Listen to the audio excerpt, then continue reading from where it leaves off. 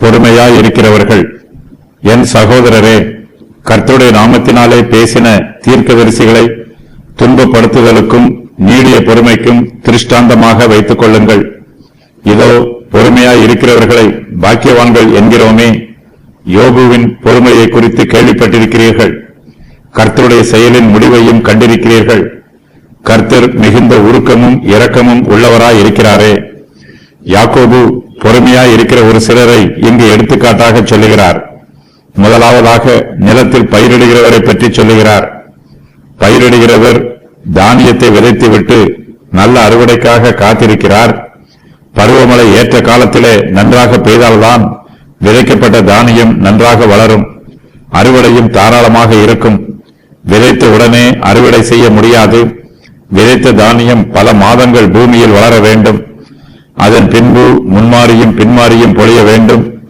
பயிரிடுகிறவர் முன்மாரியும் பின்மாரியும் வருமளவும் நீடிய பொறுமையோடு காத்திருக்கிறார். பூமியின் நற்பலனை அடைய வேண்டும் என்று அவர் காத்திருக்கிறார். கர்த்தருடைய பிள்ளைகளாகிய நாமோ மகிமையின் கிரீடத்துக்காக காத்திருக்கிறோம். பூமியின் நற்பலனை அடைய வேண்டும் என்று பயிரிடுகிறவர் காத்திருப்பது போல விசுவாசிகளாகிய நாம் மகிமையின் கிரீடத்தை அடைவதற்கு நீடிய பொறுமையோடு காத்திருக்க வேண்டும். நாம் பயிரிடுகிறவரை விட அதிக காலம் காத்திருக்க வேண்டியது வரலாம். அவர் பூமியின் நற்பலனுக்காகத்தான் காத்திருக்கிறார். ஆனால் விசுவாசிகளாகிய நாமோ மகிமையின் கிரீடத்திற்காக காத்திருக்கிறோம். நாம் எதிர்பார்க்கிற மகிமையின் கிரீடம் பூமியின் நற்பலனை விட விலையேற பெற்றது. இதை பெற்றுக் கொள்வதற்காக எவ்வளவு காலம் வேண்டுமானாலும் நீடிய பொறுமையோடு காத்திருக்கலாம். கர்த்தர் வருமளவும் நாம் நீடிய பொறுமையோடு காத்திருக்கிறோம். கர்த்தரின் வருகை சமீபமாய் இருக்கிறது. ஆகையினால் விசுவாசிகளாகிய நாம் பொறுமை இழந்துவிடக்கூடாது. ஒருவருக்கொருவர் விரோதமாய் முறையிடக்கூடாது. நம் எல்லோரையும் நியாயம் தீர்க்கிற நியாயாதிபதி வாசற்படியில் நிற்கிறார். வாசற்படியில் வந்து கதவை தட்டும் தூரத்தில் நியாயாதிபதி நமக்கு சமீபமாய் இருக்கிறார். நாம் ஒருவருக்கொருவர் விரோதமாய் முறையிட்டால் நியாயாதிபதி நம்மையும் நியாயம் தீர்ப்பார். நம்முடைய பொறுமையின்மையும் நம்முடைய இருதயத்தில் உள்ள விரோத சுபாவமும் நம்முடைய நியாய தீர்ப்புக்கு காரணமாய் இருக்கும். நமக்கு உண்டாகும் ஆக்கினை தீர்ப்புக்கு நாமே காரணமாய் இருப்போம். ஆகையினால் கர்த்தருடைய பிள்ளைகள் மிகுந்த எச்சரிப்போடு ஜீவிக்க வேண்டும். ஒருவருக்கொருவர் விரோதமாய் முறையிடாதிருக்க வேண்டும். நீடிய பொறுமையோடு கர்த்தருடைய வருகைக்காக காத்திருக்க வேண்டும். துன்பப்படுதலுக்கும் நீடிய பொறுமைக்கும் தீர்க்கதரிசிகளை நமக்கு முன்மாதிரிகளாகவும் திருஷ்டாந்தமாகவும் வைத்துக் கொள்ள வேண்டும். இந்த உலகத்தில் நல்லவர்கள் அநேகர் துன்பப்படுகிறார்கள். அவர்களுக்கு அதிக பாடுகளும் வேதனைகளும் உபத்திரவங்களும் உண்டாகிறது. அவை எல்லாவற்றையும் நற்குணம் உள்ளவர்கள் நீடிய பொறுமையோடு சகித்துக் கொள்கிறார்கள். பழைய ஏற்பாட்டு காலத்திலே தீர்க்கதரிசிகள் கர்த்தருடைய நாமத்தினாலே பேசினார்கள். கர்த்தருடைய வார்த்தைகளை பயபக்தியோடும் உண்மையோடும் ஜனங்களிடத்தில் அறிவித்தார்கள்.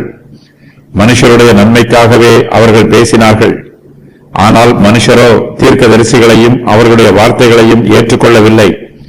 அவர்களை துன்பப்படுத்தினார்கள். தாங்கள் துன்பப்படும் போதும் தீர்க்கதரிசிகள் அந்த துன்பங்களை நீடிய பொறுமையோடு சகித்துக் கொண்டார்கள். அவர்கள் யாருக்கு விரோதமாகவும் முறையிடவில்லை. தீர்க்கதரிசிகள் கர்த்தரிடத்தில் இருந்து வார்த்தைகளை பெற்றுக் கொண்டார்கள்.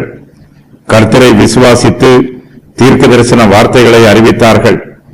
கர்த்தரை நம்பி துன்பங்களை நீடிய பொறுமையோடு சகித்துக் கொண்டார்கள். கர்த்தருடைய பிள்ளைகளாகிய நாமும் துன்பப்படும் போது நமக்கு முன்பாக துன்பப்பட்ட தீர்க்கதரிசிகளை நினைத்துக் கொள்ள வேண்டும். நீடிய பொறுமையோடு அவர்கள் துன்பங்களை சகித்துக் கொண்டதையும் நாம் மறந்துவிடாமல் நினைவு கூற வேண்டும். கர்த்தருடைய நாமத்தினால் பேசின தீர்க்கதரிசிகளை நமக்கு முன்மாதிரிகளாகவும் திருஷ்டாந்தமாகவும் வைத்துக் கொள்ள வேண்டும். பொறுமையாய் இருக்கிறவர்களை பாக்கியவான்கள் என்று சொல்லுகிறோம். பொறுமையாய் இருக்கிறவர்களுக்கு யோபு நல்ல முன்மாதிரியாக இருக்கிறார். அவர் எல்லா சூழ்நிலைகளிலும் கர்த்தரை துதித்தார். யோபுவின் பொறுமையை குறித்து நாமும் கேள்விப்பட்டிருக்கிறோம்.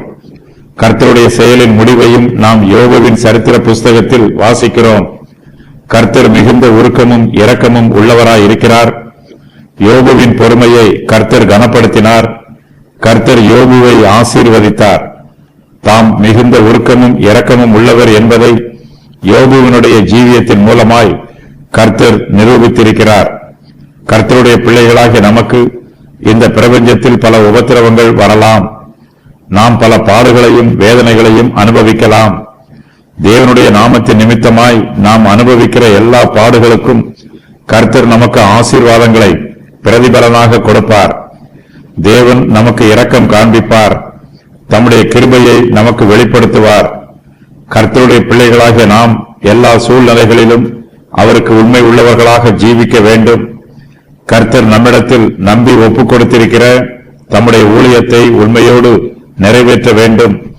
உற்சாகமாய் ஊழியம் செய்ய வேண்டும். சோதனைகளை சகித்துக் கொள்ள வேண்டும். நீடிய பொறுமையோடு சோதனைகளை சகித்துக் கொள்கிறவர்களுக்கு கர்த்தர் மகிமையின் கிரீடத்தை தருவார். துன்பப்படுதலுக்கும் நீடிய பொறுமைக்கும் எடுத்துக்காட்டானவர்கள் யோசேப்பு, மோசே, தாவீது, எலியா, எரேமியா, யோபு, மேலும் அநேகர். சரீரத்தில் நோயும் வியாதியும் வரும்போது நம்மில் அநேகர் யோபுவை ஒரு முன்மாதிரியாக கூறுகிறோம். கர்த்தர் யோபுவை ஒரு சில மாதங்கள் மட்டுமே சோதித்தார். தான் சோதிக்கப்பட்ட நாட்களிலெல்லாம் யோபு தன்னுடைய மீட்புக்காக போராடினார். கர்த்தருடைய செயலின் முடிவே மிகவும் முக்கியமானது. ஏனெனில் கர்த்தர் மிகவும் உருக்கமும் இரக்கமும் உள்ளவராயிருக்கிறார். அவருடைய செயலின் முடிவு மிகுந்த உருக்கம் உள்ளதாயும் இரக்கமுள்ளதாயும் நமது ஆத்மாவிற்கு பிரயோஜனம் உள்ளதாயும் இருக்கும்.